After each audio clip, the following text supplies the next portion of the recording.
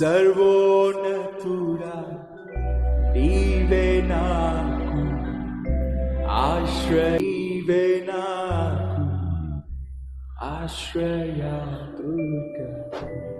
ఎవరు లేరు నాకు ఇళ్ళలో, ఎవ్వరు లేరు నాకు ఇళ్ళలో. నీవేగా ఆనందము నీవేగా. మనస్ఫూర్తిగా ఆదరణ నీవేగా, ఆనందము నీవేగా. సర్వోన్నతుడా నీవే నాకు ఆశ్రయ దుర్గము. సర్వోన్నతుడా నీవే నాకు ఆశ్రయ దుర్గము.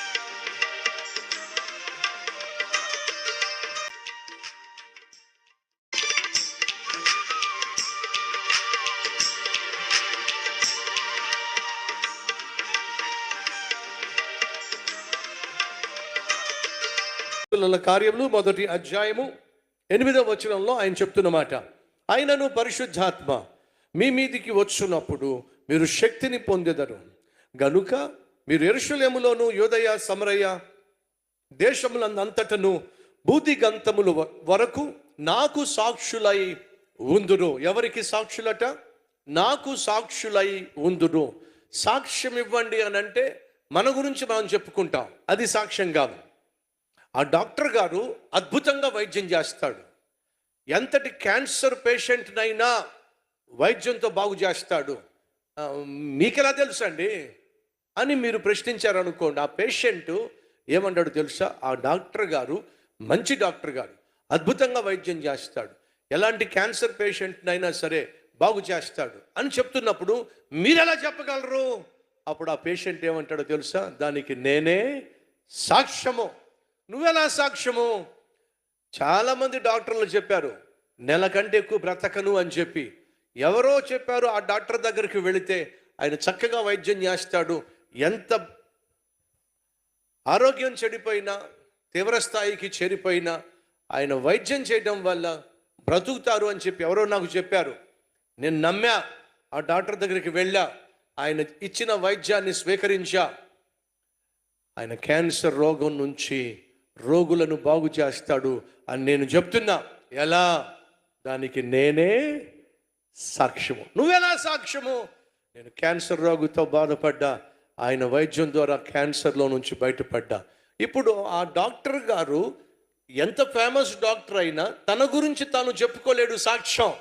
సాక్ష్యము అని అంటే ఎదుటివాడు చెప్పేది సాక్ష్యం. అర్థమైందా? నీ సాక్ష్యం నువ్వు చెప్పుకోవడం కాదు.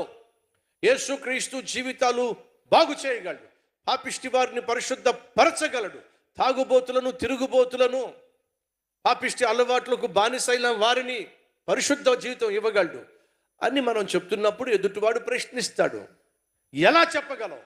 దానికి నేనే సాక్ష్యం. నువ్వెలా సాక్ష్యం?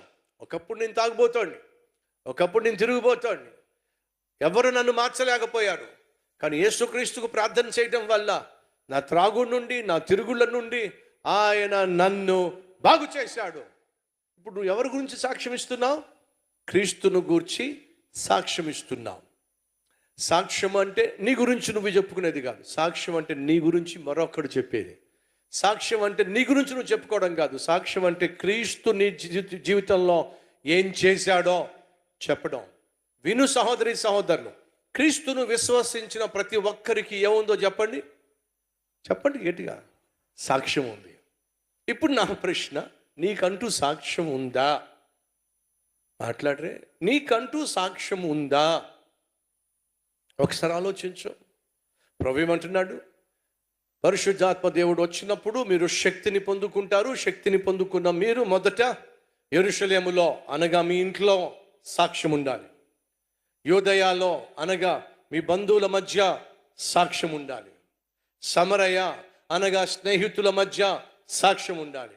బుద్ధిగంతముల వరకు సమాజం మధ్య సాక్ష్యం ఉండాలి. అది దేవుడు ఆశిస్తున్నాడు. నీ ఇంట్లో నీకు సాక్ష్యం ఉండాలి. ఆ సాక్ష్యం నువ్వు ఇచ్చుకోవాలా, మీ ఆవిడ ఇవ్వాలా?